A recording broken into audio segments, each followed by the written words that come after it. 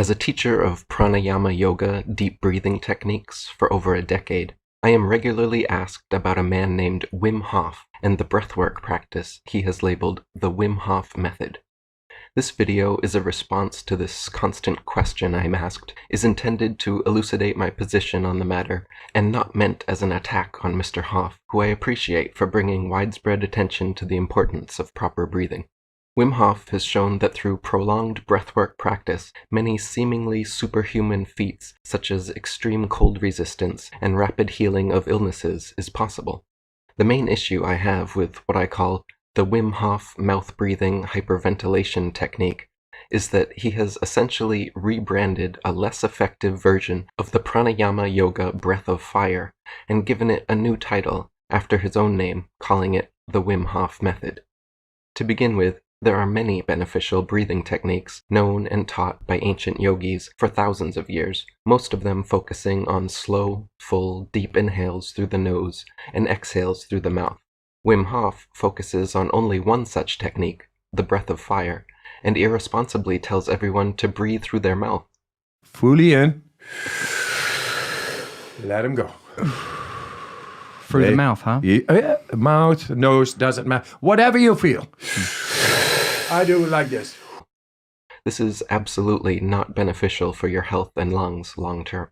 Yogi Ramacharaka, in The Science of Breath, wrote, "The organs of respiration have their only protective apparatus, filter, or dust catcher in the nostrils. When the breath is taken through the mouth, there is nothing from mouth to lungs to strain the air, or to catch the dust and other foreign matter in the air.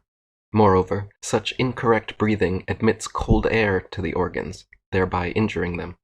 Inflammation of the respiratory organs often results from inhalation of cold air through the mouth. The man who breathes through the mouth at night always awakens with a parched feeling in the mouth and a dryness in the throat. He is violating one of nature's laws and is sowing the seeds of disease. On the other hand, the nostrils and nasal passages show evidence of the careful design of nature in this respect. The nostrils are two narrow channels containing numerous bristly hairs which serve the purpose of a filter or sieve to strain the air of its impurities, etc., which are expelled when the breath is exhaled. Not only do the nostrils serve this important purpose, but they also perform an important function in warming the air inhaled. The long, narrow, winding nostrils are filled with warm mucous membrane, which, coming in contact with the inhaled air, warms it so that it can do no damage to the delicate organs of the throat or to the lungs.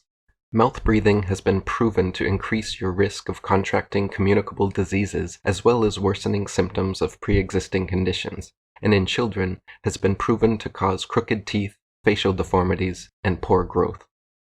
Wim Hof should be telling people to always breathe through their nose except during extreme situations, but instead, I have heard him irresponsibly say on many occasions that it, quote, doesn't matter as long as you get the oxygen in. Secondly, Mr. Hof should have the humility and reverence to refer people to the yogic breath of fire and the thousands of years old discipline of pranayama, rather than rebranding it the Wim Hof method and acting like he just came up with the science and method himself, when yogis have been achieving the same feats and healing as he has for thousands of years before he started yelling, "Breathe, motherfucker!" at everyone and propagating his mouth-breathing hyperventilation method. Lastly, I call it a hyperventilation breath because the breath of fire, or Wim Hof method, is just that, a short, rapid, forceful breathing technique meant to increase internal body temperature for the purpose of burning off toxins and increased cold resistance. This breath has a very specific purpose and is not meant for everyday practice, especially not when inhaling through the mouth. The actual ancient pranayama yoga breathwork techniques which are meant for everyday practice involve slow, deep, intentional nasal inhalations, filling your entire lung capacity, holding the oxygen long enough to suck out the sustenance, then slowly and fully expelling the resulting carbon dioxide orally.